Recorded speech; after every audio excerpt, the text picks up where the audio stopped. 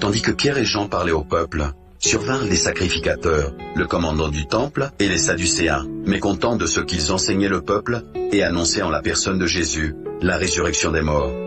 Ils mirent les mains sur eux et ils les jetèrent en prison jusqu'au lendemain, car c'était déjà le soir.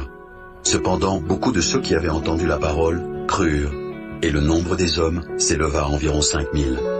Le lendemain, les chefs du peuple, les anciens et les scribes, s'assemblèrent à Jérusalem, avec Anne, le souverain sacrificateur, Caïphe, Jean, Alexandre, et tous ceux qui étaient de la race des principaux sacrificateurs. Ils firent placer au milieu d'eux Pierre et Jean, et leur demandèrent: Par quel pouvoir, au nom de qui avez-vous fait cela? Alors Pierre, rempli du Saint-Esprit, leur dit: Chef du peuple et ancien d'Israël, puisque nous sommes interrogés aujourd'hui sur un bienfait accordé à un homme malade, afin que nous disions comment il a été guéri, sachez-le tous, et que tout le peuple d'Israël le sache. C'est par le nom de Jésus-Christ de Nazareth que vous avez crucifié, et que Dieu a ressuscité des morts. C'est par lui que cet homme se présente en pleine santé devant vous. Jésus est la pierre rejetée par vous qui bâtissez, et qui est devenue la principale de l'angle. Il n'y a de salut en aucun autre, car il n'y a sous le ciel aucun autre nom qui a été donné parmi les hommes par lequel nous devions être sauvés. Lorsqu'ils virent l'assurance de Pierre et de Jean, ils furent étonnés, sachant que c'étaient des hommes du peuple sans instruction, et ils les reconnurent pour avoir été avec Jésus. Mais comme ils voyaient là, près d'eux, l'homme qui avait été guéri, ils n'avaient rien à répliquer. Ils leur ordonnèrent de sortir du Sanhédrin, et ils délibérèrent entre eux, disant: Que ferons-nous à ces hommes? Car il est manifeste pour tous les habitants de Jérusalem qu'un miracle signalé a été accompli par eux, et nous ne pouvons pas le nier. Mais afin que la chose ne se répande pas davantage parmi le peuple, défendons-leur avec menace de parler désormais à qui que ce soit en ce nom-là. Et les ayant appelés, ils leur défendirent absolument de parler et d'enseigner au nom de Jésus. Pierre et Jean leur répondirent: Jugez s'il est juste, devant Dieu, de vous obéir plutôt qu'à Dieu, car nous ne pouvons pas ne pas parler de ce que nous avons vu et entendu.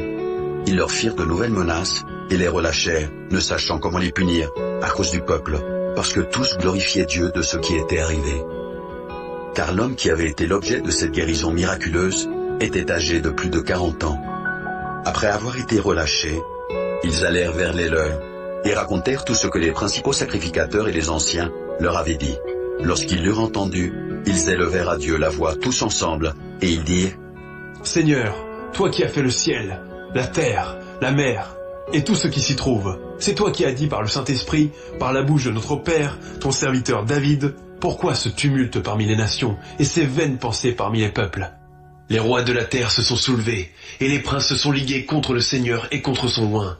En effet, contre ton saint serviteur Jésus, que tu as oint, Hérode et Ponce Pilate se sont ligués dans cette ville avec les nations et avec les peuples d'Israël, pour faire ce que ta main et ton conseil avaient arrêté d'avance.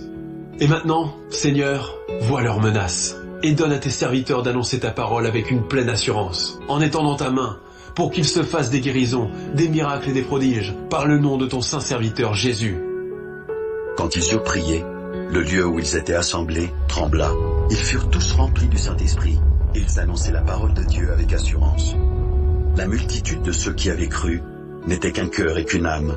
Nul ne disait que ses biens lui appartinssent en propre, mais tout était en commun entre eux. Les apôtres rendaient avec beaucoup de force témoignage de la résurrection du Seigneur Jésus, et une grande grâce reposait sur eux tous, car il n'y avait parmi eux aucun indigent. Tous ceux qui possédaient des champs ou des maisons les vendaient, apportaient le prix de ce qu'ils avaient vendu et le déposaient aux pieds des apôtres.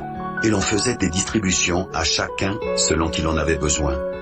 Joseph, surnommé par les apôtres Barnabas, ce qui signifie fils d'exhortation, lévite, originaire de Chypre, vendit un champ qu'il possédait, apporta l'argent et le déposa aux pieds des apôtres.